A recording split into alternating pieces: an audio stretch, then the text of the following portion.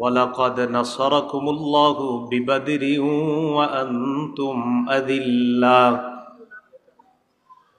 অবশ্যই আল্লাহ তোমাদেরকে সাহায্য করেছেন বদরের যুদ্ধে, বদর প্রান্তরে, যখন তোমরা হীনবল ছিলে, সংখ্যায় কম ছিলে,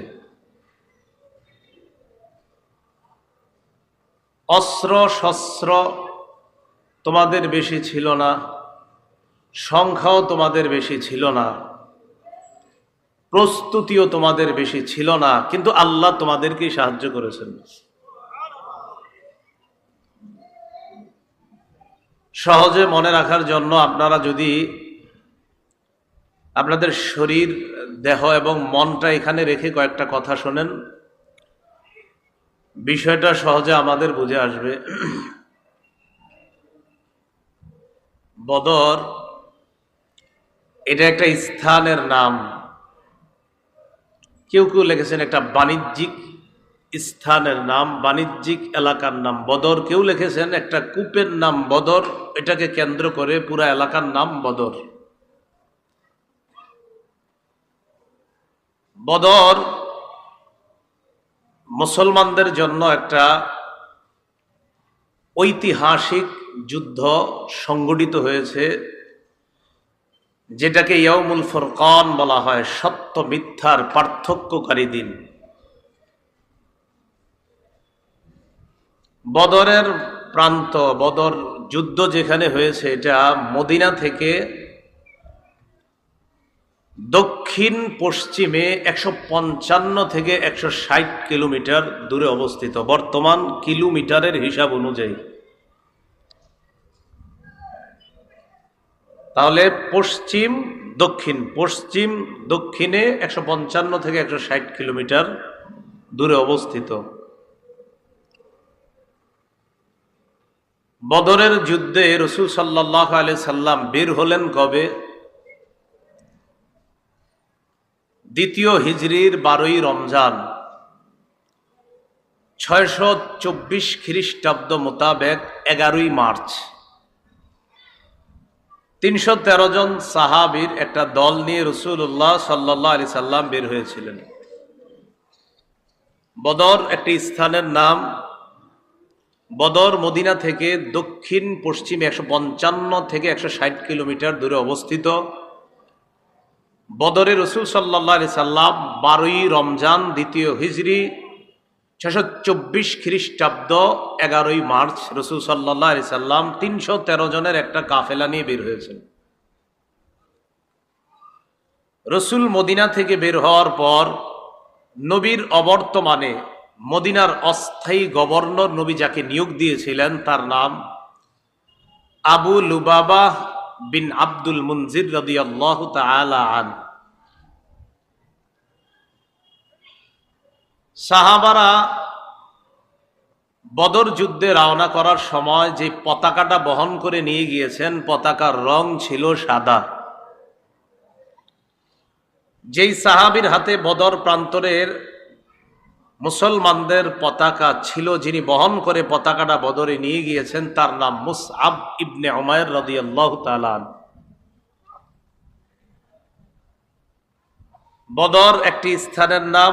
বদর মদিনা থেকে দক্ষিণ পশ্চিমে 155 থেকে 160 কিলোমিটার দূরে। 12ই রমজান 2য় হিজরি 624 খ্রিস্টাব্দ মোতাবেক 11ই মার্চ 313 জনের একটি দল নিয়ে নবী বের হয়েছেন। অস্থায়ী গভর্নর যাকে বানিয়েছেন, নাম আবু লুবাবা বিন আব্দুল মুনজির রাদিয়াল্লাহু তাআলা আন। যেই পতাকাটি মুসলমানরা বহন করেছিলেন তার রং ছিল সাদা। পতাকা বহনকারী সাহাবীর নাম ছিল মুসআব ইবনে উমাইর রাদিয়াল্লাহু তাআলা আন।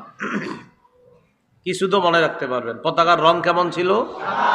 বহনকারী সাহাবীর নাম মুসআব, একটু মনে রাখলে হবে, পুরাটা দরকার নেই। বদরে যে 313 জন মুসলমান সাহাবায়ে কেরামের দল অংশগ্রহণ করেছেন, এর মধ্যে 82 জন সাহাবী ছিলেন মুহাজির, 231 জন ছিলেন আনসার। 82 জন মুহাজির যারা মক্কা থেকে হিজরত করে মদিনায় গিয়েছে, এই সাহাবাদের দলের সংখ্যা ছিল কত? 82।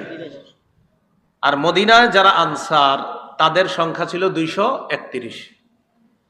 মদিনায় আনসার সাহাবারা আবার দুই গোত্র মিলেছিল। এক গোত্রের নাম ছিল আউস, আরেক গোত্রের নাম খাজরাজ। আউস গোত্রের সাহাবাদের সংখ্যা ছিল 170, খাজরাজ গোত্রের সাহাবার সংখ্যা ছিল 61। 170 আর 61 কত হয়? 231। তাহলে আনসার হলো দুই এলাকা মিলে। আউস গোত্রের 170 জন আনসার সাহাবা, খাজরাজ গোত্রের 61 জন সাহাবা। তো 170 আর 61 231। তো আনসার হইল 231 আর মুহাজির সাহাবি হলো 82 জন। 231 আর 82 কত হয়? 313। কথা বুঝে আসছে? রাসূলুল্লাহ সাল্লাল্লাহু আলাইহি সাল্লাম কেন বদর প্রান্তরে গেলেন? প্রথম যখন বের হয়েছে তখন বদরের উদ্দেশ্যে বের হননি। প্রথম কেন বের হলেন মদিনা থেকে? খুব মনোযোগ দিয়ে শুনব। তবরানী শরীফ হাদিসের একটা কিতাব, এই কিতাবের 4 নম্বর খণ্ড 175 নম্বর পৃষ্ঠা, আবু আইয়ুব আনসারী রাদিয়াল্লাহু তাআলা আনহুর বর্ণনা। তিনি বলেন, ক্বালা লানা রাসূলুল্লাহ সাল্লাল্লাহু আলাইহি ওয়াসাল্লাম ইন্নী উখবিরতু আন ঈরি আবি সুফিয়ান ফাহাল লাকুম আন তাখরুজু কুলনা না'ম ইয়া রাসূলুল্লাহ। আবু আইয়ুব আনসারী রাদিয়াল্লাহু তাআলা আনহু বলেন, রাসূলুল্লাহ সাল্লাল্লাহু আলাইহি সাল্লাম আমাদেরকে একদিন বললেন, ও সাহাবাদের দল, আমার কাছে এই সংবাদ পৌঁছেছে মক্কার প্রধান নেতাদের একজন নেতা আবু সুফিয়ান, যিনি তখনও মুসলমান হননি, এই আবু সুফিয়ান বাণিজ্যিক এক কাফেলা নিয়ে শাম দেশে গিয়েছে। বাণিজ্যিক কাফেলায় সংখ্যা ছিল 70 জন। এর মধ্যে 30 থেকে 40 জন ছিল নেতৃস্থানীয় লোক। বলেন তো, আবু সুফিয়ানের নেতৃত্বে মুশরিকদের যেই দলটা শাম দেশে ব্যবসায়ী কাজে গিয়েছে, কতজন ছিল লোক? 70 জন। নেতৃস্থানীয় ছিল কয়জন? 30 থেকে 40। নবীজির কাছে সংবাদ আসলো যে আবু সুফিয়ান যেই বাণিজ্যিক কাফেলা নিয়ে গিয়েছে, বাণিজ্যিক যে পণ্যগুলো নিয়ে ফিরতেছে, এই বাণিজ্যিক পণ্য নিয়ে তার দেশে আসার পর টার্গেট হলো এইগুলা বিক্রি করার পর যে লভ্যাংশ হবে, এই লভ্যাংশ মুসলমানদেরকে উৎখাত করার কাজে খরচ করা হবে। মুসলমানদেরকে এখনো আমরা অনেক কিছু খাই, এখনো আমরা ডেইলি অনেক কিছু খাই, যেগুলার অর্থটা আমাদেরকেই শেষ করার পিছে কাজ হয়। তো নবীজি বললেন, আমার কাছে সংবাদ আসছে যে তারা তাদের এই বাণিজ্যিক পণ্য নিয়ে যে আসতেছে, এই পণ্য বিক্রি করে যে লভ্যাংশটা আসবে, এটার লভ্যাংশ দিয়ে মুসলমানদেরকে কিভাবে দুনিয়া থেকে নিশ্চিহ্ন করা যায়, এই জন্য এই লভ্যাংশ খরচ করা হবে। এই বাণিজ্যিক কাফেলার মধ্যে মক্কার প্রায় সবাই পুঁজি বিনিয়োগ করেছে, ইনভেস্ট করছে।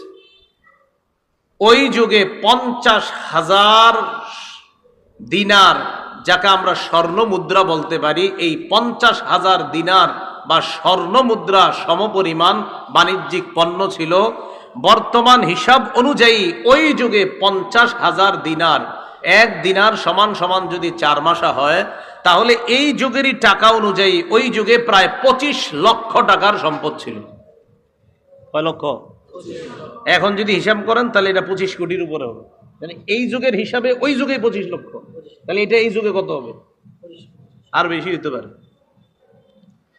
তাহলে এই পরিমাণ সম্পদ নিয়ে আবু সুফিয়ান শাম দেশ, যেটা বর্তমানে আমরা বলি সিরিয়া, এই সিরিয়া থেকে আসতেছে। বাণিজ্যিক কাফেলা যে শাম দেশ থেকে মক্কায় আসবে, আসার সময় যেই পথ দিয়ে যাবে, এই পথ মদিনার উপর দিয়ে গেছে। কথা বুঝে আসছে? তাহলে যেতে হবে কোন দিক দিয়ে? মদিনা দিয়ে। নবীজির কানে যখন এই সংবাদ আসছে যে আমাদেরকে উৎখাত করার জন্য নাকি লভ্যাংশ খরচ করা হবে, এক কাজ করি, চলো আমরা তাদের গতিরোধ করতে হবে, কারণ আমাদেরকে ধ্বংস করার জন্য যা ব্যয় করা হবে, এটা নিয়ে আমরা তাদেরকে যেতে দিব না, আমরা রাস্তায় তাদের গতিরোধ করার চেষ্টা করব। আবু সুফিয়ান যিনি বাণিজ্যিক কাফেলার লিডার ছিলেন, তার বুদ্ধি ছিল খুব বেশি। মদিনার কাছাকাছি আইসা তিনি মানুষের আনাগোনা দেখা কিছুটা আঁচ করতে পারছেন। ঘটনা কি, মদিনায় কি আমাদের ব্যাপারে কোনো সংবাদ আছে নাকি? আমরা যে তাদের পিছনে লভ্যাংশ ব্যয় করবো, এই জাতীয় কোনো সংবাদ টংবাদ মদিনায় আবার যায় নাই তো? আবু সুফিয়ান সন্দেহ করে করে বিভিন্ন জনকে জিজ্ঞাসা করে, আচ্ছা মুহাম্মদ এবং তার অনুসারীরা, বলেন সাল্লাল্লাহু আলাইহি সাল্লাম, তার অনুসারীদের কি অবস্থা? কেউ বলে না, কোনো সংবাদ দিতে পারে না। হঠাৎ একজন সংবাদ দিল যে মুহাম্মদ এবং তার অনুসারীরা মদিনা থেকে বের হয়েছে। কেন বের হয়েছে, কি উদ্দেশ্যে বের হয়েছে তা জানি না, তবে এতটুকু জানি মদিনা থেকে বের হয়েছে। কথা বুঝে আসছে? ওই যে নবীজি সাহাবাদের 313 জনের একটা কাফেলা নিয়ে মদিনা থেকে বের হয়েছে, কেন এটা কেউ জানে না। আবু সুফিয়ান খালি তথ্য নেয়। হঠাৎ একদিন, খুব জ্ঞানী ছিল, ওটের এক লাদা আবু সুফিয়ান লাঠি দিয়ে এইভাবে আলাদা করলো। ওটের লেদা আলাদা কইরা দেখলো লেদার ভিতরে খেজুরের ছোট্ট ছোট্ট দুইটা বিচি দেখা যায়। বিচি দেখা বুঝতে পারছে, হ্যাঁ এই ওট তো মদিনার ওট, নিশ্চিত মদিনার লোকেরা আমাদের ব্যাপারে জেনে ফেলছে। কি পরিমাণ বুদ্ধি ছিল যে এইটা মদিনার ওট। পায়খানার ভিতরে ওটের লাদার ভিতরে ছোট্ট খেজুরের বিচি দেখে বুঝে যে এই খেজুর তো মদিনার খেজুর, এটা মক্কার না। তার মানে এই খেজুর যে ওট খাইছে ওটা মদিনার ওট। আবু সুফিয়ান নিশ্চিত হয়ে গেল যে না, মদিনার পথ আমাদের জন্য নিরাপদ না। ইতিমধ্যে আবু সুফিয়ান কি করলো, মদিনার পথ পরিহার করে সমুদ্রবর্তী তীর দিয়ে মক্কায় রওনা করলো। বুদ্ধি কইরা সমুদ্রের তীর দিয়ে রওনা করার সময় আবু সুফিয়ান আশঙ্কা করলো যদি আবার ধরা খাই। এই আশঙ্কায় জমজম ইবনে আমর আল গিফারি নামে এক ব্যক্তি অশ্বারোহী, ঘোড়া চালাইতে পারে, তাকে আবু সুফিয়ান মক্কায় পাঠিয়ে দিল, যাও আমাদের জনগণকে গিয়ে জানায় দাও যে আমাদের অবস্থা ততটা ভালো না, তারা যেন আমাদেরকে রক্ষা করার জন্য প্রস্তুতি নিয়ে আমাদেরকে রক্ষা করার জন্য বের হয়। এই সংবাদ আবু সুফিয়ান পাঠাই দিয়েছে। কথাগুলো মন দিয়ে শোনেন, এদিক সেদিক মাথা দিলে একদম হারিয়ে ফেলবেন।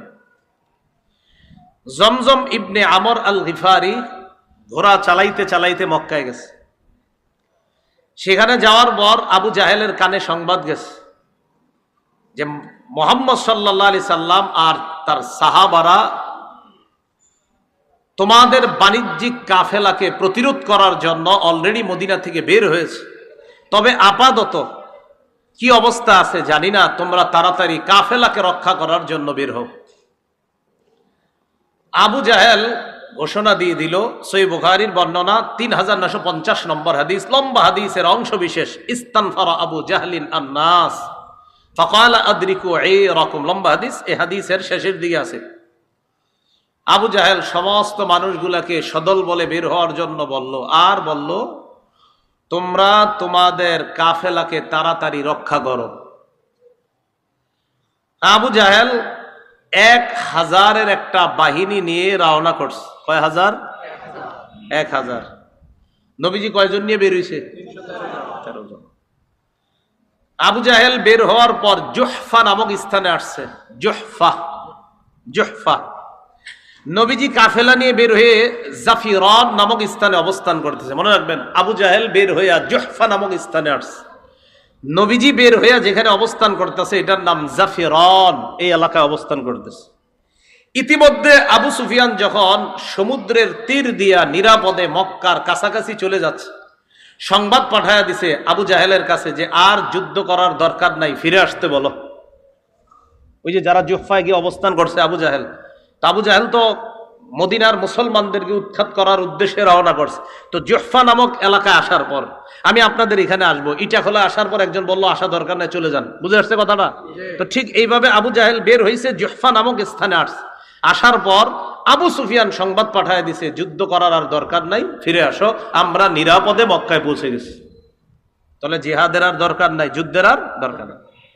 আবু জাহেল সাথীদের সাথে পরামর্শ করে বলল মুসলমানদেরকে একটা শিক্ষা দেওয়া দরকার যেহেতু বের হয়ে গিয়েছি, অতএব ফিরে যাওয়া আর দরকার নাই, এইগুলারে দুনিয়া থেকে বিদায় কইরা এরপর আসমু, চলো।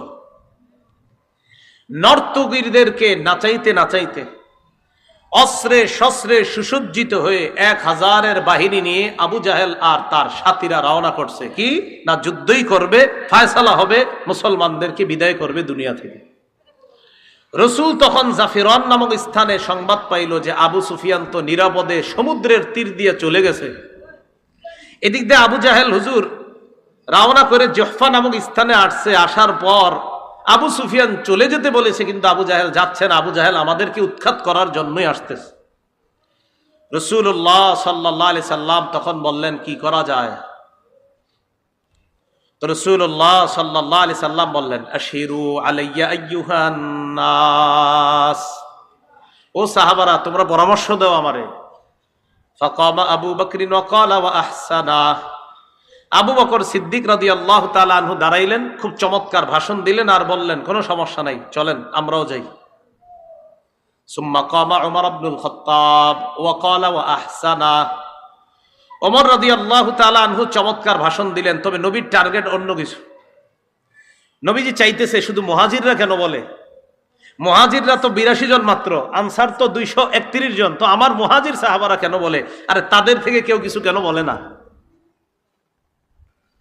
রাসূলুল্লাহ সাল্লাল্লাহু আলাইহি সাল্লাম যখন প্রথমে বললেন যে এরকম কাফেলা তো আসতেছে, কি করা যায়, তো প্রথম জবাব ছিল সাহাবাদের এরকম, কুলনা, আমরা বললাম আজকে আমাদের এই পরিমাণ শক্তি নাই যে তাদের সাথে লড়াই করতে পারবো। কারা? সাহাবাদের বক্তব্য যে এই পরিমাণ শক্তি নাই যে লড়াই করতে পারবো আমরা। তখন নবীজি চিন্তা করলেন কি করা যায়, খালি পরামর্শ চায়। তো মুহাজির সাহাবীদের মধ্যে আবু বকর দাঁড়ায় বললেন চলেন, ওমর বললেন চলেন, কিন্তু নবীজির টার্গেট অন্য কিছু, যে আনসারদের কেউ দাঁড়ায় না কেন? ফাকামাল মিকদাদ রাদিয়াল্লাহু তাআলা আন, আনসারদের মধ্যে মিকদাদ রাদিয়াল্লাহু তাআলা আন সাহস করে দাঁড়িয়ে গেলেন। আনসারদের মধ্যে হযরত মিকদাদ দাঁড়ানোর পর তার বক্তব্যটা বুখারীতে আসছে, সহিহ বুখারীর 4609 নম্বর হাদিসে আসছে। قال المقداد رضي الله تعالى عنه لرسول الله صلى الله عليه وسلم لا نقول لك كما قالت بنو إسرائيل لموسى فاذهب أنت وربك فقاتلا إنا هاهنا قاعدون ولكن امضي أنت ونحن معك وفي رواية ونحن معك مقاتلون। মিকদাদ রাদিয়াল্লাহু তাআলা আনহু দাঁড়ায় বললেন, হুজুর আমরা আপনাকে ওই কথা বলবো না যেই কথা বনি ইসরাইল মুসা নবীরে বলছে। মুসা নবী যখন বনি ইসরাইলকে বলছে চলো আমরা জালেমদের বিরুদ্ধে লড়াই করব, তখন বনি ইসরাইল মুসা নবীরে বলছে আপনি আর আপনার রব গিয়া লড়াই করেন, আমরা এখানে বসে অপেক্ষা করতেছি। নাউজুবিল্লাহ।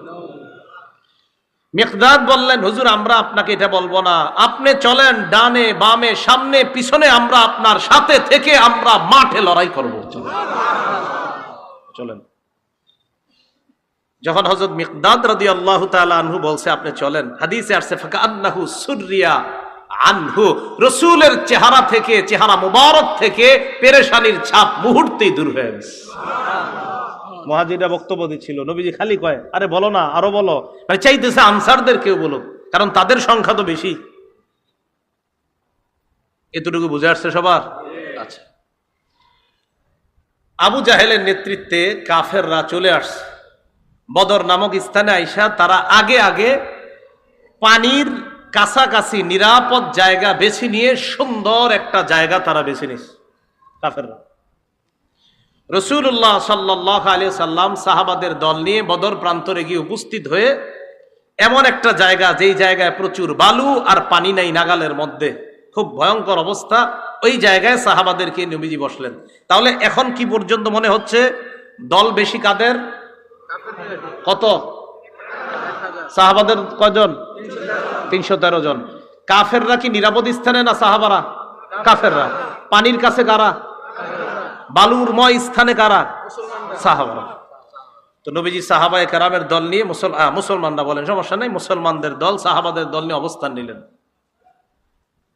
রাতের বেলা আল্লাহ পাক রব্বুল আলামিন রহমতের একটা বৃষ্টি দিয়ে দিলেন, সাহায্য শুরু হয়ে গেল।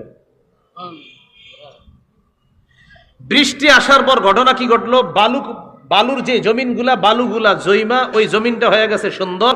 আর সাহাবারা ছোট্ট ছোট্ট গর্ত কইরা পানি জমা করলো, আর কাফেরদের নিরাপদ জায়গাটা সেখানে বৃষ্টিতে কাদাযুক্ত হয়ে সাহাবাদেরটা আল্লাহ নিরাপদ করে দিলেন কুদরতি গাইবি আর আল্লাহর আসমানি সাহায্য দ্বারা। তাহলে বলেন তো, রাতের আগে নিরাপদ স্থানে ছিল কারা?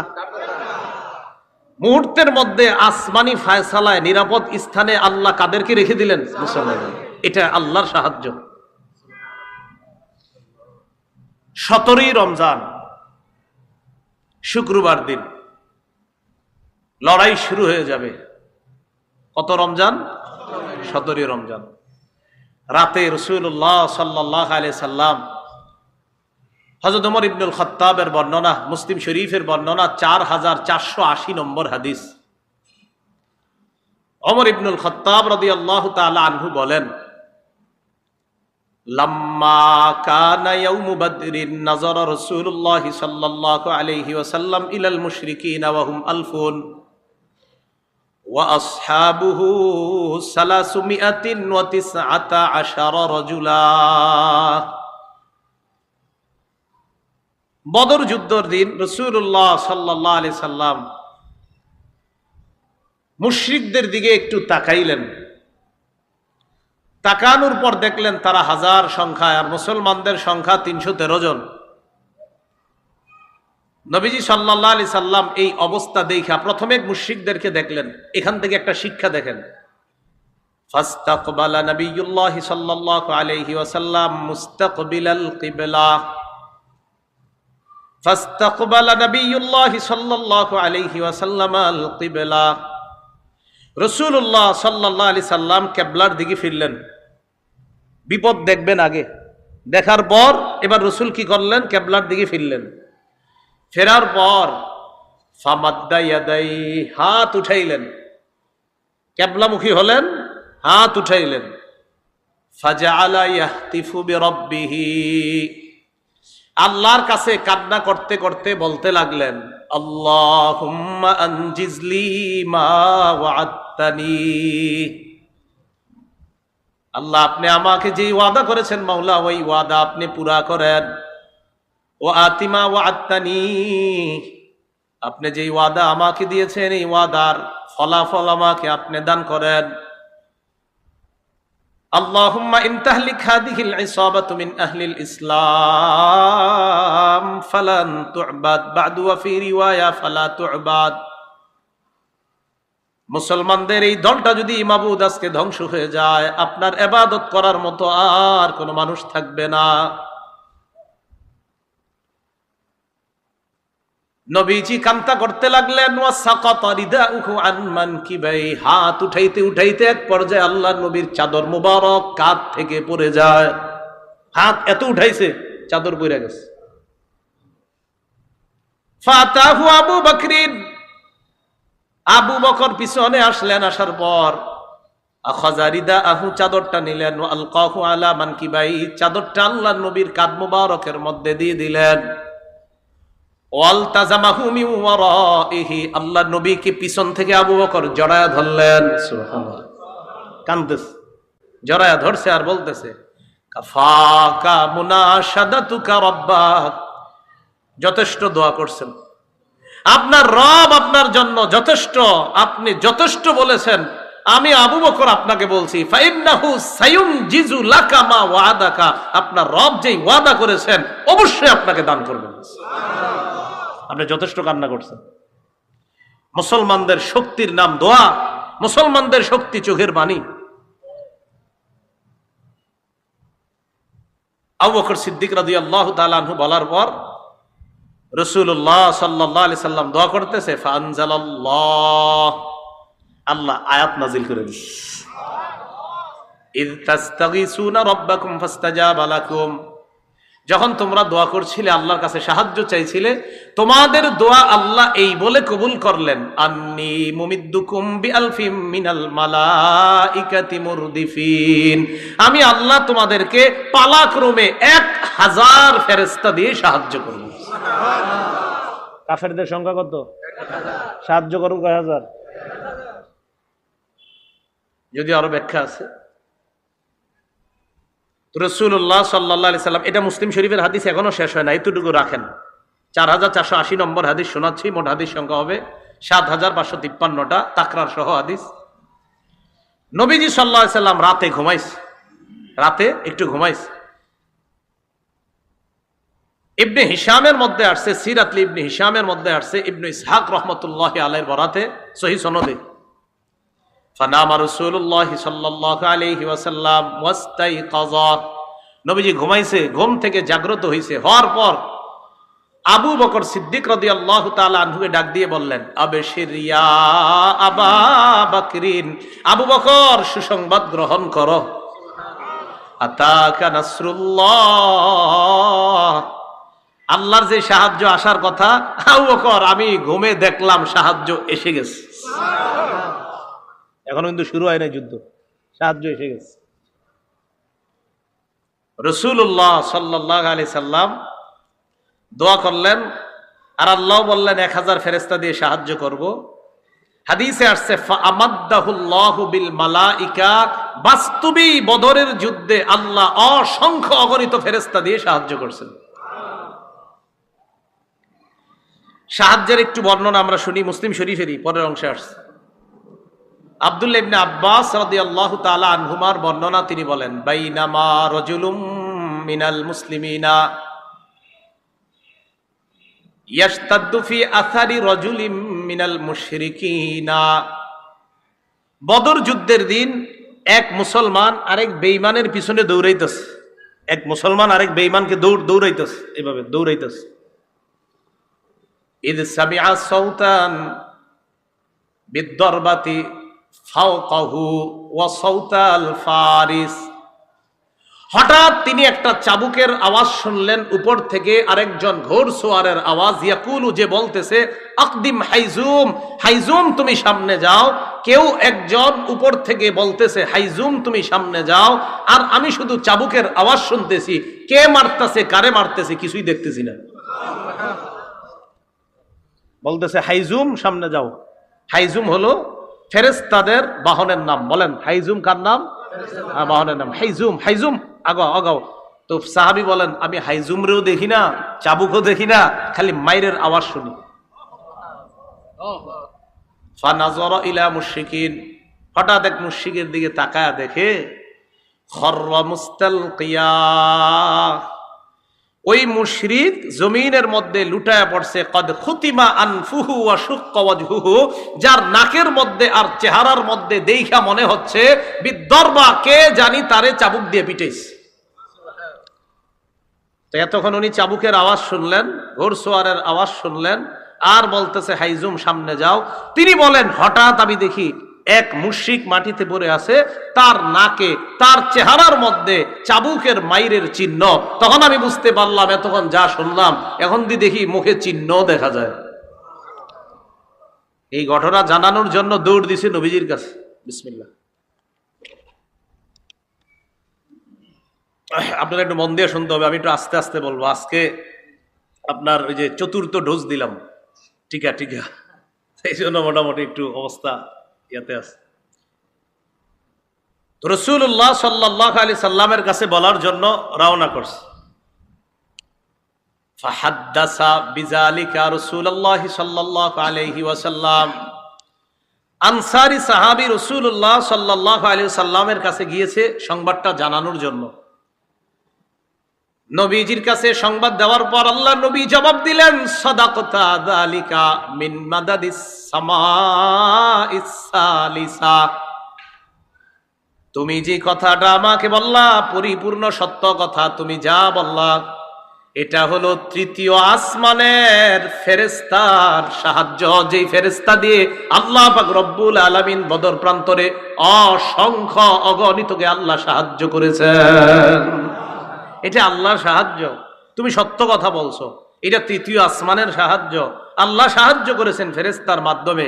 চাবুকের আওয়াজ এটাও সঠিক শুনছো, মাইরের আওয়াজ ওইটাও সঠিক ছিল, আর হাইজুমের কথা এটাও সঠিক, নাকে মুখে চিহ্ন এটাও সঠিক। বাকি সাহায্যটা ছিল আল্লাহর পক্ষ থেকে আসমানি সাহায্য। বলেন, মুসলমান দোয়া করবে কার কাছে? সাহায্য চাবে কার কাছে? মুসলমান বিশ্বাস রাখবে কার সাহায্যের উপর? তো রাসূলুল্লাহ সাল্লাল্লাহু আলাইহি সাল্লামের দোয়া থেকে আর বর্ণনা থেকে বুঝতে পারলাম বদর যুদ্ধে আল্লাহ সাহায্যের ওয়াদা করেছেন, এমন না, সাহায্যও করেছেন। সাহায্যের ওয়াদাও করেছেন, সাহায্যও করেছেন। 17ই রমজান শুক্রবার দিন বদর প্রান্তরে এক পাশে বেঈমানরা, আরেক পাশে মুসলমানরা। খুব মনোযোগ দিয়ে শোনেন। কাফেরদের পক্ষ থেকে 3 জন মাঠে আসছে। 3 জন। একজনের নাম উতবা, আরেকজনের নাম শায়বা, আরেকজনের নাম ওয়ালিদ। মনে থাকবে নি? আল্লাহ জানে। Utbah, Shaybah. পতাকার কালার কি? মুসলমানদের। বহনকারীর নাম মুসা। বহনকারীর নাম খ্রিস্টাব্দ মোতাবেক কয় তারিখে নবীজি বের হয়েছিলেন? 11ই মার্চ। আর কতই রমজান বের হয়েছিলেন? 12ই রমজান। আর যুদ্ধ সংগঠিত হবে কতই রমজান? 17ই রমজান। কাফেরদের মধ্যে 3 জন আসছে, উতবা, শাইবা, ওয়ালিদ। আসার পর দাঁড়ায় রয়েছে। আনসারদের মধ্য থেকে 3 সাহাবী মাঠে গেছে। সুবহানাল্লাহ। 3 জন যাওয়ার পর উতবা, ওই কাফেরদের মধ্যে যে 3 জনের একজন উতবা ডাক দিয়ে বলল, এই তোমরা কারা? আবার তোমরা তো আমাদের শত্রু না। তাদেরকে তো চিনে না। চিনে তো কাদেরকে? মুহাজিরদেরকে চিনবে, কারণ মুহাজিররাই তো তাদের এলাকার। তোমরা আবার কারা? তোমরা তো আমাদের শত্রু না, আর তোমরা নিচু জাত, নাউজুবিল্লাহ। এটা সেটা বইলা কয় তোমরা মাঠে কেন? যাও তোমরা ভাগো। আমরা যাদেরকে শত্রু মনে করি, প্লেয়ার মনে করি, তাদেরকে পাঠাও। এটা উতবার অহংকার সুলভ বক্তব্য। রাসূলুল্লাহ সাল্লাল্লাহু আলাইহি সাল্লামের নির্দেশে, খুব মন দিয়ে শুনবেন, মুসলমানদের মধ্যে, মুহাজিরদের মধ্যে 3 সাহাবা মাঠে আসলেন। সুবহানাল্লাহ। একজন হযরত আলী রাদিয়াল্লাহু তাআলা, আরেকজন হযরত হামজা, আরেকজন উবাইদা রাদিয়াল্লাহু তাআলা। তাহলে প্রথমে আনসাররা আসছিল, তারা কয় না তোমরা দরকার নেই, আমাদের গোত্রের যেগুলো আছে সেগুলো পাঠাও। নবীজির নির্দেশে হযরত আলী আসলেন, হযরত হামজা আসলেন, হযরত উবাইদা আসলেন। খুব মন দিয়ে যদি শোনেন কথাগুলো মনে রাখা যাবে। অপর পাশে কাফেরের একজনের নাম উতবা, এই পাশে এক সাহাবীর নাম উবাইদা। উবাইদা, উতবা, যদি এই 2 অক্ষর মনে রাখেন তো মনে রাখবে। উতবার সাথে লড়াই হয়েছে উবাইদার। হ্যাঁ, উতবার সাথে উবাইদার। উতবার সাথে কার? উবাইদার। এটা মনে সহজে মনে রাখার জন্য। শাইবার সাথে লড়াই হয়েছে হযরত হামজার। আলী রাদিয়াল্লাহু তাআলা আনহুর সাথে লড়াই হয়েছে ওয়ালিদের। আল্লাহর কুদরতে, আল্লাহর মেহেরবানিতে 3 মুসলমানের কাছে 3 জন সশস্ত্র কাফের শোচনীয় ভাবে পরাজয় বরণ করছে। তবে উবাইদা যে উতবা, যে বারবার নামটা মনে করাইলাম, ওই উতবার সাথে যে উবাইদা, এই উবাইদা রাদিয়াল্লাহু তাআলা আনহু উতবাকে জাহান্নামে পাঠিয়েছে ঠিক, কিন্তু উবাইদা রাদিয়াল্লাহু তাআলা আন লড়াইয়ের এক পর্যায়ে পায়ে একটা আঘাত খেয়েছিলেন, পায়ে। ওই আঘাতে হযরত উবাইদা রাদিয়াল্লাহু তাআলা আনহু শাহাদাত বরণ করছেন। ওই আঘাতে আস্তে আস্তে তিনি শাহাদাত বরণ করেছেন। কাফেররা চিন্তা করলো, সর্বনাশ, 3 জনের সশস্ত্র বাহিনী পাঠাইলাম, এই যদি হালাত হয়, এইভাবে আর একা একা যাইলে ঠিক হইব না, সবগুলা একসাথে নামি। তো 1000-এর 3 জন গেলে লইল কত? 997। সবগুলা একসাথে মাঠে আসছে। উপায় না দেখে সাহাবায়ে কেরামও মাঠে নামছে। হযরত সাদ রাদিয়াল্লাহু তাআলা আনহুর পরামর্শে রাসূলুল্লাহ সাল্লাল্লাহু আলাইহি সাল্লামের জন্য উঁচু টিলাতে একটা জায়গা বানানো হয়েছে। সেখান থেকে আল্লাহ রাসূল পুরো জিহাদের ময়দান পর্যবেক্ষণ করতেছিলেন। মুসলমানদের সাথে তুমুল লড়াই চলতেছে। লড়াই করতে করতে আল্লাহ পাক রব্বুল আলামিন আসমানি সাহায্যের মাধ্যমে মাত্র 14 জন সাহাবী শাহাদাত বরণ করেছেন। আল্লাহ পাক রব্বুল আলামিন বেঈমানদেরকে শোচনীয় পরাজয় বরণ করতে আল্লাহ বাধ্য করে দিলেন। কাফেরদের 70 জন মারা গেছে, 70 জন মুসলমানদের হাতে বন্দী হয়েছে। লড়াই যখন চলতেছে, খুব মন দিয়ে বুঝেন, তো মারা গেল একটা। পুরো জানলাম যে কাফেররা সব শোচনীয় পরাজয় বরণ করেছে, 70 জন নিহত হয়েছে, 70 জন বন্দী হয়েছে, মুসলমানদের মাত্র কয়জন? 14 জন শহীদ হয়েছে। কাফেররা সারেন্ডার করছে। কাফেরদের মধ্যে যে লিডার ছিল সেদিন আবু জাহেল, তার মরণটা কিভাবে হয়েছিল? ওখানে মরছে সে। সেই বুখারীর বর্ণনা 3141 নম্বর হাদিস, 3141 কত হয়? 3141, 3141 কত? 3141। এই হাদিসের মধ্যে আছে আব্দুর রহমান ইবনে আউফ রাদিয়াল্লাহু তাআলা আনহুর বর্ণনা। তিনি বলেন, বাইনামা আনা ওয়াকিফুন ইয়াউমা বাদরিন ফিস সাফ ফাইদা আনা বিগুলামাইন মিনাল আনসার হাদিসাতিন আসনানুহুমা। বদর যুদ্ধের দিন আমি সারিতে দাঁড়িয়েছিলাম, দলে দাঁড়িয়েছিলাম, কাতারের মধ্যে দাঁড়িয়েছিলাম। ফানাযারতু আন ইয়ামিনি ওয়া আন শিমালি, ডানে তাকাইলাম, বামে তাকাইলাম। ফাইযা আনা বিগুলামাইনি মিনাল আনসার হাদিসাতিন আসনানুহুমা। আমি চিন্তা করলাম, দেখি আমি কার পাশে আছি বদরে, মানে আব্দুর রহমান ইবনে আউফ। তো ডানে তাকায়া বামে তাকায়া দেখি 2টা বাচ্চা, ওনার পাশে 2টা বাচ্চা। তুমি চিন্তা করলাম আমি বাচ্চাগুলোকে দাঁড়াই রয়েছি। তিনি নিজেই বলতেছেন, তামান্নাই তো আন আকুনা বাইনা আদলা মিনহুমা, আমার আশা তাদের চাইতে আরেকটু বড় পর্যায়ের কারোর সাথে থাকবো। 2 বাচ্চা আমার 2 পাশ, সবে মাত্র বালেগের কাছাকাছি, এরকম 2 বাচ্চা। আমার দিকে সবাই তাকান। ফাগামাজা আহাদুহুমা ফাগামাজানি আহাদুহুমা, 2 জনের একজন আমার এমনি খোঁচা দিস, খোঁচা দিয়া কয়, চাচা হাল তারিফু আবা জাহলিন ইয়া আম, চাচা আবু জাহেল রে চিনেন? আস্তে আস্তে কইতাছে, পাশেরটা যাতে না শুনে। মানে বুঝতেছেন তো আপনারা, একটা ডানে একটা বামে, তো একটাই খোঁচা দিয়ে বলতেছে, চাচা আবু জাহেল রে চিনেন? আমি কি রে, আবার আবু জাহেলের নাম জিজ্ঞাসা করে কেন? তো আমি বললাম, মা হাজাতুকা ইলাইহি ইবনা আখি, ভাতিজা আবু জাহেল রে তোমার কি দরকার? বাচ্চা জবাব দেয়, উখবিরতু আন্নাহু ইয়াসুব্বু রাসূলুল্লাহি সাল্লাল্লাহু আলাইহি ওয়াসাল্লাম, আমার কাছে এই সংবাদ আসছে সে নাকি আমার নবীরে গালি দেয়। লাইন রাআইতুহু, আল্লাহর কসম আমি যদি তারে দেখতে পাই, লা ইউফারিকু সাওয়াদি সাওয়াদাহু হাত্তা ইয়ামুতাল আজালু মিন্না, আমি যদি তাকে দেখতে পাই হয়তো সে মারা যাবে, না হয় আমি মারা যাব, এর আগ পর্যন্ত তার দেহ আমার দেহ থেকে আলাদা হবে না, ওরে আমি ছাড়বো না। আপনি খালি বলেন আবু জাহেলটা কে? খোঁচা দিয়া বলতেছে। পাশে আরেকটা, সুম্মা গমাজানিল আখর, আরেকটায় খোঁচা দিয়ে কয়, মানে বুঝায়, চাচা আমি যেটা কইছি এটা যদি ও না জানে, আর ও বলতেছে আমি যেটা বলছি এটা যদি ও না জানে, মানে ভাবসাবটা এমন, একজন আরেকজনের জানা মানে ওই নিজেই মারবে নবীর শত্রুরে। পাশেরটায়ও অনুরূপ কথা কইতেছে, চাচা আবু জাহেল রে চিনেন? তুমি কি করবা? ওরে পাইলে হয়তো ও আগে মারা যাবে, না হয় আমি, এর আগ পর্যন্ত আমার দেহ থেকে ওর দেহ আলাদা হবে না, ওর পিছু ছাড়বো না আমি। আব্দুর রহমান ইবনে আউফ বলেন, আমি অবাক হয়ে গেলাম।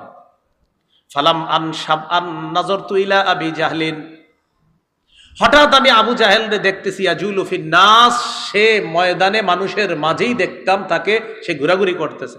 আমি বলে দিলাম, ওই যে আলা ইন্না হাদা সাহিবুকুম আল্লাযী সালতুমানি, তোমরা আমাকে যার ব্যাপারে জিজ্ঞাসা করলা, ওই যে ওইটা। ফাবতাদারাহু বিসাইফাইহিমা ওয়া দারাবাহু হাত্তা কাতালা, বাস পাখির মতো 2 জনে আবু জাহেলের উপর তরবারি নিয়ে হামলা করছে, মারতে মারতে হাত্তা কাতালা, আবু জাহেলকে শেষ করে দিছে। আবু জাহেল মারা যাবে অবস্থা, যেই 2 জন মারছে, খুব মনে রাখবেন এই 2 জনের নাম। বুখারীতে 2টা বর্ণনা আসছে। এক বর্ণনা আসছে দুজনের নাম মুআজ, বলেন দুজনের নাম কি? হাদিসে আসছে কানা ইবনা আফরা ওয়া ইবনা আমর ইবনুল জামুহ, দুজনের নাম মুআজ, একজনের নাম মুআজ ইবনু আফরা, আরেকজনের নাম মুআজ ইবনু আমর আল জুমাহ। তাহলে একজনের নাম মুআজ, বাপের নাম আফরা, আরেকজনের নাম মুআজ, তার বাপের নাম আমর ইবনুল জামুহ।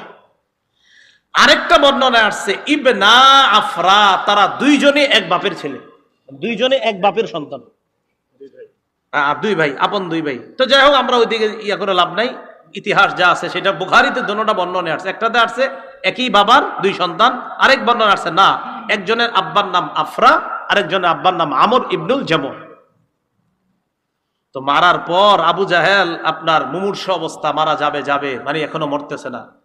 বুখারীর আরেকটা বর্ণনা শুনেন, 3962 নম্বর হাদিস। রাসূলুল্লাহ সাল্লাল্লাহু আলাইহি সাল্লাম বললেন, মাইয়ানজুরু মা সানা আবু জাহলিন, এই কেউ কেউ আসো, আবু জাহেলের অবস্থা কি একটু দেখো তো, হ্যাঁ তো হালাত খারাপ, আবু জাহেলের অবস্থাটা কি কেউ কি জানাতে পারবো আমারে?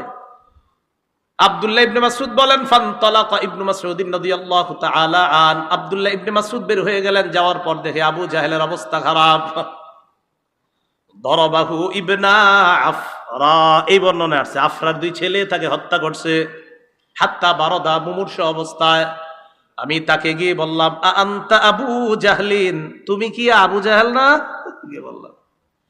মরার সময় অহংকার কিমনে দেন দেখায়, মরার সময় কয় হাল ফাওকা রাজুলিন কাতালতুমুহ, একটা মানুষই তো মারছো, এতে আর তুমি এত কি বীরত্ব, মরার সময় কইতেছ। এটা আরেকটা অনুবাদ হইতে পারে, একজন ব্যক্তি যারে তোমরা মারছো এর চাইতে কি বড় কোনো নেতা আছে বলো? একজন নেতারে মারছো, এটা তো তোমাদের গর্ব করা দরকার, মরার সময়ও এগুলা বলতে বলতে মরতেছ। একজন নেতারে মারছো, এতে আর কি, তোমরা একজন নেতারে মারছো, গর্ব করে বলতে পারবা আমাকে মারাটাও তোমাদের গর্ব, মানে মরণের সময়ও অহংকার করে করে বলতেছ। এই জন্য আল্লাহ পাক রব্বুল আলামিন বলেছেন, তারা যেমনে আসছে বদর প্রান্তরে কাফের, আল্লাহ বলেন, ওয়ালা তাকুনু কাল্লাযীনা খারাজু মিন দিয়ারিহিম বাতারাও ওয়া রিআআন নাস, তোমরা তাদের মতো বের হয়েও না যারা ঘর থেকে অহংকার প্রদর্শন করা অবস্থায় বের হয়েছে, আর মানুষরে দেখানোর জন্য আমাদের শক্তি কেমন দেখো, আমরা 1000 সশস্ত্র, আমাদের অস্ত্রের অভাব নাই, আমাদের বাহনের অভাব নাই, দেখাইতে দেখাইতে বের হয়েছে। আল্লাহ বলে না, তাদের মতো বের হবা না। কাম মিন ফিআতিন কালিলাতিন গালাবাত ফিআতান কাসীরাতাম বিইজনিল্লাহ, আল্লাহ বলে শোনো, আমি আল্লাহর হুকুমে কত ছোট দল কত বড় দলকে পরাজিত করছে, কোনো ব্যাপার না। আমি আল্লাহর সাহায্য যদি থাকে, বড় আর ছোট ব্যাপার না, আল্লাহর সাহায্য থাকলে বিপরীত পক্ষ যতই বড় হোক না কেন, সেই বড়র কোনো কাজ হবে না। সাহায্য থাকতে হবে কার? আল্লাহ। এই যুদ্ধে কাফেরদের যে বড় বড় লিডার প্রায় সবাই আসছে, আবু লাহাব আসে নাই। কে আসে নাই? আবু লাহাব আসে নাই। ঋণ ছিল, ঋণগ্রস্ত ছিল, এই কারণে কোনো কারণে সে আসতে পারে নাই। আরেকজন লিডার যে আসতে চায় নাই, তবে জোর করে আনছে, খুব মন দিয়ে শোনেন, আরেকজন নেতৃস্থানীয় লোক এই যুদ্ধে আসতে চায় নাই, জোর করে নিয়ে আসছে, নাম উমাইয়া ইবনে খালফ। কি নাম? তার ব্যাপারে বুখারীতে সুন্দর একটা বর্ণনা আছে, শুনবেন? আচ্ছা, এই উমাইয়া ইবনে খালফ কেন আসতে চায় নাই, শুধু এই প্রশ্নটা মনে রাখবেন। উমাইয়া ইবনে খালফ কোন যুদ্ধে যাইতে চায় নাই? বদরে। উমাইয়া ইবনে খালফ কাফের, বদরে যাইতে চায় নাই, কিন্তু জোর করে নিয়ে আসছে। কেন যাইতে চায় নাই মন দিয়ে শুনেন। সহিহ বুখারীর বর্ণনা 3950 নম্বর হাদিস। রাসূলের সাহাবী সাদ ইবনে মুআজ রাদিয়াল্লাহু তাআলা আনহুর বর্ণনা, তিনি বলেন, আন্নাহু কানা সাদিকান লি উমাইয়া ইবনে খালফ, এই সাদ ইবনে মুআজ উমাইয়া ইবনে খালফের বন্ধু ছিল। সাদ ইবনে মুআজ উমাইয়া ইবনে খালফের বন্ধু ছিল। ফাকানা উমাইয়া ইযা মাররা বিল মাদিনাতি নাযালা আলা সাদ, উমাইয়া ব্যবসার উদ্দেশ্যে যখন মদিনার উপর দিয়ে কোথাও যাইতো, তখন মেহমান হিসাবে সাদ রাদিয়াল্লাহু তাআলা আনহুর বাড়িতে অবস্থান করত। আবার বলছি, উমাইয়া মক্কা থেকে কোনো কাজে যদি মদিনার রাস্তা ব্যবহার করে কোথাও যাইতো, তো মদিনায় যাওয়ার সময় সাদ রাদিয়াল্লাহু তাআলা আনহুর ঘরে বন্ধুত্বের খাতিরে কিছু সময় অবস্থান নিত। এরপর আবার কথার কথা, মুস্তাকুন নবী সাহেব আপনাদের এলাকায় সবার খুব প্রিয়। অনেক সময় হুজুর কোনো মাহফিলে গেলে এই মাদ্রাসায় কিছু সময় অবস্থান নিতে পারে, আমার নেওয়া মনে হয়। অথবা নরসিংদীর কোনো মাদ্রাসায় হুজুর জোহরের সময় হইলো, নামাজ পড়লো, কিছুক্ষণ কথা বললো, অবস্থান নিল। তাহলে বোঝা গেল কি, আপনাদের সাথে এলেমের খাতিরে, ইসলামের খাতিরে একটা মহব্বতের কারণে কিছু সময় অবস্থান নিস। ওই উমাইয়া বন্ধুত্বের খাতিরে মদিনার রাস্তা ব্যবহার করলে কি করত, ওই সাদ যেহেতু বন্ধুর বাসায় কিছুক্ষণ অবস্থান করত, 1-2 দিন যতক্ষণ মন চাইতো অবস্থান করত। আবার উল্টা, ওয়াকানা সাআদুন ইযা মাররা বিমাক্কাহ নাযালা আলা উমাইয়া ইবনে খালফ, হযরত সাদ যখন মক্কায় কোনো কাজে যাইতেন, তখন উমাইয়ার বাড়িতে বন্ধুত্বের খাতিরে অবস্থান করত। কথাটা বুঝে আসছে? আচ্ছা। ফালাম্মা কাদিমা রাসূলুল্লাহি সাল্লাল্লাহু আলাইহি ওয়াসাল্লাম আল মাদিনা ইনতালাকা সাআদুন মু'তামিরা খারাজা সাআদুন মু'তামিরা। নবীজি মদিনা আসার পর একবার হযরত সাদ রাদিয়াল্লাহু তাআলা উমরা হজ করার উদ্দেশ্যে রওনা করছে মক্কায়। আলেম ছাড়া অন্যরা বলেন, বুঝে থাকলে বলেন তো, হযরত সাদ মক্কায় গেলে বন্ধুত্বের খাতিরে কার বাসায় অবস্থান করে? উমাইয়া। বলেন সবাই, কার বাসায়? তো গেছে উমরা করতে। উমরা করতে যাওয়ার পর বন্ধুরে বলছে উমাইয়া, উনজুরলি সাআতা খালওয়াতিন লাআল্লি আন আতুফা বিল বাইত। তুমি আমার জন্য এমন একটা সময় নির্ধারণ করবা যেই সময় কাবার আশেপাশে কোনো মানুষ থাকবে না, আমি যেন একা একা সুন্দরভাবে তওয়াফ করতে পারি, এমন একটা সময় তুমি আমারে ঘর থেকে বের কইরা তওয়াফ করার ব্যবস্থা করে দিও। কথাটা বুঝে আসছে নি? আচ্ছা। দুপুরের সময় ফাখরাজা বিহি উমাইয়া করিবাম মিন নিসফিন নাহার।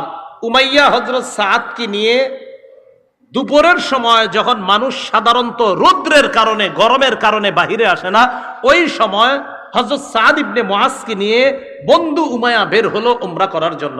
এতটুকু বুঝছেন নি আপনারা? না বুঝলে কিন্তু সামনে বলবো না, বুঝছেন? আচ্ছা।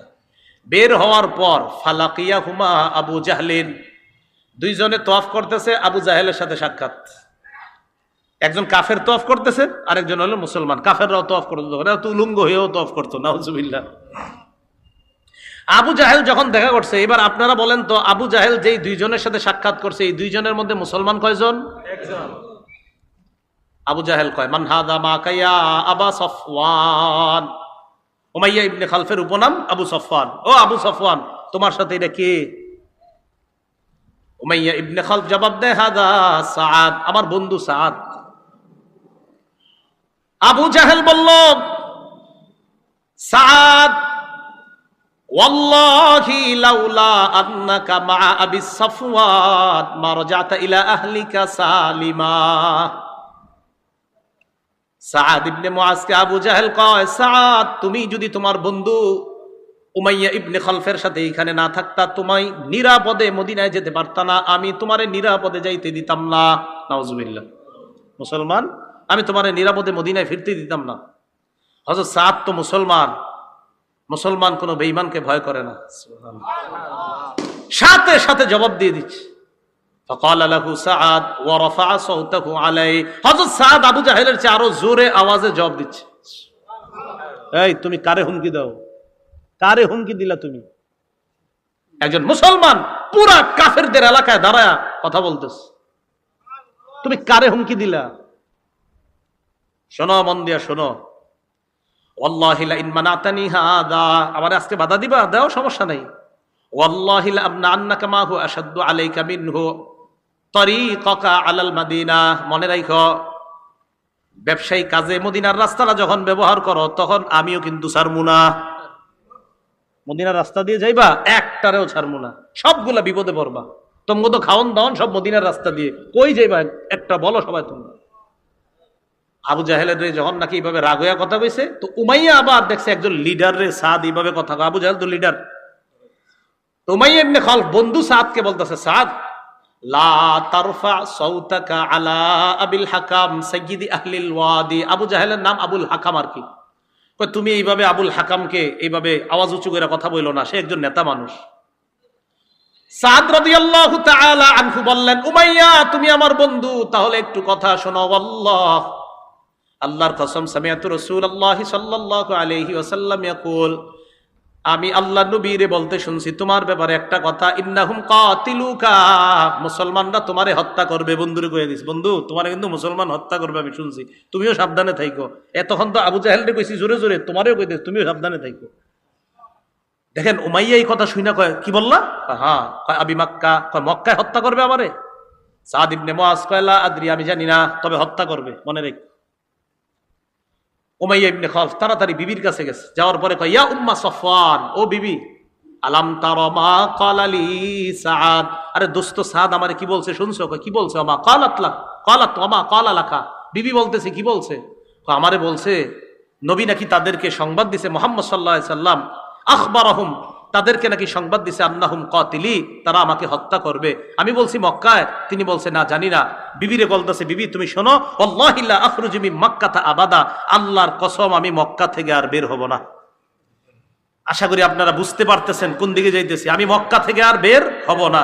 উমাইয়া ইবনে খলফ কোথায় মারা গেছে? বদরে। উমাইয়া ইবনে খলফ মারা গেছে কোথায়? উমাইয়া ইবনে খলফ কিন্তু যাইতে চায় নাই। তাহলে আপনারা আশা করি বুঝতে পারতেছেন ঘটনাটা কোন দিকে যাচ্ছে। তো উমাইয়া ইবনে খলফ কয় আল্লাহর কসম আমি মক্কা থেকে বের হব না। কারণ কাফেররাও বিশ্বাস করতো মুহাম্মদ সাল্লাল্লাহু আলাইহি সাল্লাম মুখ দিয়ে কিছু বলা মানেই সত্য কথা। আমি বের হব না। ইতিমধ্যে ফালাম্মা কানা ইয়াউমু বাদরিন, বদরের যুদ্ধের দিন, ইস্তানফার আবু জাহলিন আন্নাস, আবু জাহেল জনগণকে বলতে লাগলো বের হও। ফাকারিহা উমাইয়া ইয়াখরুজা, উমাইয়া বের হতে চায় না, না না আমি বের হব না। ফাতাহু আবু জাহলিন, আবু জাহেল আসছে। আসার পর কয় উমাইয়া মাতা ইয়ারাকান নাস তাখাল্লাফতা, মানুষ যদি দেখে তুমি একজন লিডার মানুষ, তুমি যদি না যাও, ওয়ান্তা সাইয়্যিদু আহলিল ওয়াদি, তুমি মক্কা যে সমস্ত নেতা আছে নেতৃস্থানীয়দের একজন, তুমি যদি না দাও, তাখাল্লাফু, তাহলে অনেকেই যাবে না, কারণ তুমি যদি না যাও। ফামাজালা, বারবার ফালাম ইয়াজাল, আবু জাহেল বলতে লাগতেছে বারবার যে চলো চলো চলো চলো চলো। এক পর্যায়ে উমাইয়া কয় ইদ গালাবতানি, তুমি যখন আমাকে বাধ্যই করছো, আল্লাহি লা আশতারিয়ান্না আজওয়াদা বাঈরিন বিমাক্কা, আমি মক্কার সবচেয়ে দামি শক্তিশালী ঘোড়াটা কিনবো।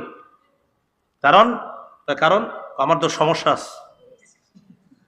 খুব মন দিয়ে বুঝেন। এরপরে কি কয় দেখেন, কিনছে। বিবিরে গিয়ে বলতেছে ইয়া উম্মা সফওয়ান জাহকিজিনি, প্রস্তুত করে দাও তাড়াতাড়ি। কয় কোথায় যাবেন? কয় যুদ্ধে। কয় আপনি না শপথ করলেন মক্কা থেকে বের হবেন না, আপনার বন্ধুর কথা কি ভুলে গেছেন? মা ক্বালা লাকা আখুকাল ইয়াসরিবি, আপনার মদিনার বন্ধুর কথা ভুলে গেছেন? কি বলছে? কয় না ভুলি নাই তো। তাহলে কয় লা উরিদু আন আজুজা ইল্লা বাঈদা। উমাইয়া ইবনে খলফ বলে লা উরিদু আন আজুজা, আমি বেশি দূরে যাব না, কিছু দূর যাইয়া যখন দেখবো সবাই চলে যাবে, আমি তো সবচেয়ে দ্রুতগামী ঘোড়াটা নিয়ে যাইতেছি, এটা নিয়ে আবার ফিরে আসবো, টেনশন করো না। তো উমাইয়া ইবনে খলফ যখন বের হইছে খালি এদিক সেদিক তাকায়, কখন কি হয় না হয় ওইটার উপর উঠে মক্কা থেকে বের হয়েও টেনশন, এই মনে হয় আমি শেষ, এই শেষ, এরকম টেনশন।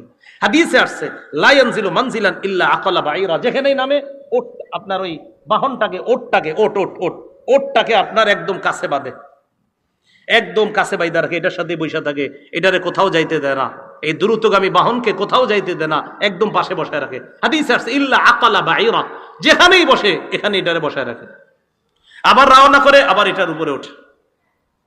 মানে এটা একটা